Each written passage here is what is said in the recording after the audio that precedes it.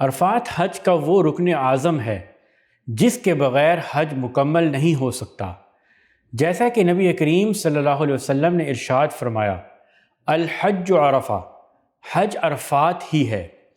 یوم عرفہ سال کا سب سے افضل دن ہے۔ یہ وہ مبارک موقع ہے جب اللہ تعالیٰ اپنے بندوں کو کثرت سے جہنم کی آگ سے آزاد فرماتا ہے اور شیطان اپنی ذلت و خواری پر مجبور ہو جاتا ہے۔ 9 ذو الحجہ کو حاجی منی سے میدان عرفات کی طرف روانہ ہوتے ہیں تاکہ توبہ اور انابت کے ساتھ اپنے رب کی طرف متوجہ ہو سکیں۔ عرفات پہنچنے کے بعد زوال آفتاب کے وقت مسجد نمرہ میں امام حج کا خطبہ سننا سنت ہے۔ اس کے بعد ظہر اور عصر کی نمازیں ظہر کے وقت میں ملا کر جمع بین الصلاتین اور قصر کے ساتھ ادا کی جاتی ہیں۔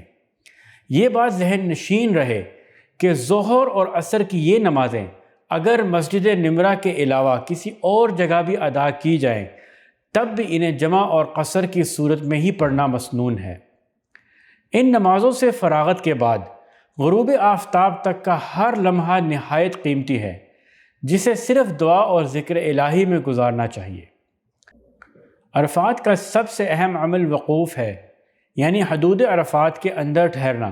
سنت طریقہ یہ ہے کہ حاجی قبلہ رخ ہو کر اور ہاتھ اٹھا کر عاجزی کے ساتھ اللہ سے لو لگائے اور کثرت سے اس دعا کا ورد کرے، لا الہ الا اللہ وحدہ لا شریک لہ لہ الملک ولہ الحمد وہو علی کل شیء قدیر۔ واضح رہے کہ جبل رحمت پر چڑھنا ضروری نہیں بلکہ پورا میدان عرفات جائے وقوف ہے۔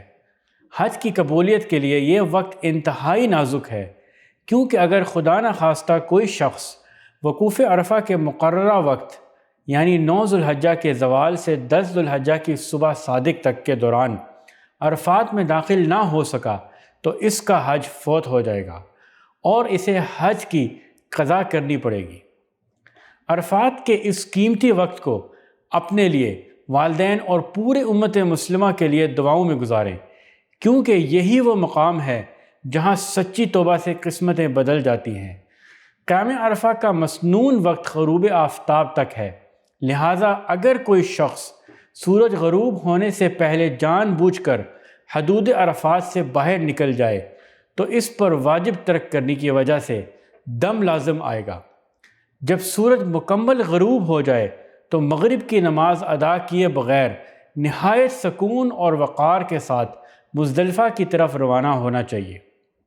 مختصر یہ کہ عرفات میں وقوف، نمازوں کو جمع کر کے پڑھنا اور غروب آفتاب تک گریہ وزاری کے ساتھ دعائیں کرنا حج کی اصل روح ہے۔ اے اللہ، اس عرفہ کے دن ہمارے تمام صغیرہ و کبیرہ گناہوں کو معاف فرما، ہمیں جہنم کی آگ سے آزادی عطا کر اور ہماری توبہ کو قبول فرما، ہمیں ان خوش نصیبوں میں شامل کر لے جن سے تو آج راضی ہو گیا۔ آمین یا رب العالمین۔